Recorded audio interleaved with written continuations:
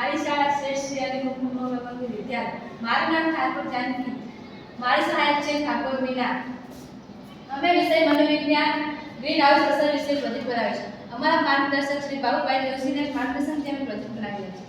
તેમાં green house અસર વિશે સમજાવવા માંગુ છું.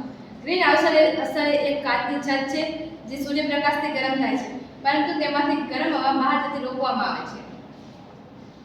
આ જ રીતે વાતાવરણમાં ત્રણ વાયુઓ કાર્બન ડાયોક્સાઇડ, મિથેન અને નાઇટ્રેટ ઓક્સાઇડ જેવા વાયુઓ છૂટે છે અને જે ગરમ હવાને બહાર ગરમીને રોકી રાખે છે અને પૃથ્વીને ગ્રીન હાઉસમાં બદલી નાખે છે.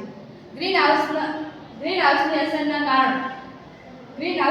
કારણોમાં પહેલું કારણ છે CFC એટલે કે ક્લોરોફ્લોરોકાર્બનનો ઉપયોગ.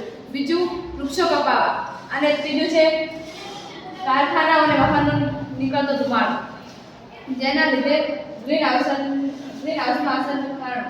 ગ્રીન હાઉસ અસરના પરિણામે અસર.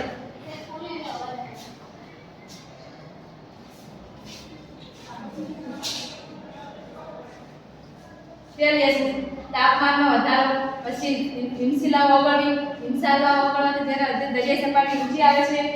હવામાનની તરાહો બદલાય છે, જેમ કે પ્રદૂષણ વધવાથી વૃક્ષો સુકાવા માંડે છે અને જે બાજુ અસર નથી થઈ તેના લીધે લીલુંછમ દેખાય છે, હરિયાળી દેખાય છે. અને જે તાપમાન આવે છે એના લીધે જે તાપમાન આવે છે એનો સદુપયોગ કરતા સોલર પ્લેન્ટના કારણે તે તાપમાનનો સદુપયોગ કરવામાં આવે છે અને તેના લીધે વીજળીનો બચાવ થાય છે. કાર્બનના લીધે વધુ નુકસાન થાય છે. તેમજ કાર્બન ડાયોક્સાઇડ, મિથેન અને નાઇટ્રેટ ઓક્સાઇડનું પ્રમાણ 18મી સદીથી ખૂબ જ વધતું જોવા મળ્યું છે, જે સતત હજુ પણ ચાલુ છે. 2100ની સાલમાં તેમાં ખૂબ જ વધારો જોવા મળે છે. તેના નિષેધક અસરો તાપમાનમાં વધારો, વૃક્ષો કપાવા અને વાહનમાંથી નીકળતો ધુમાડો.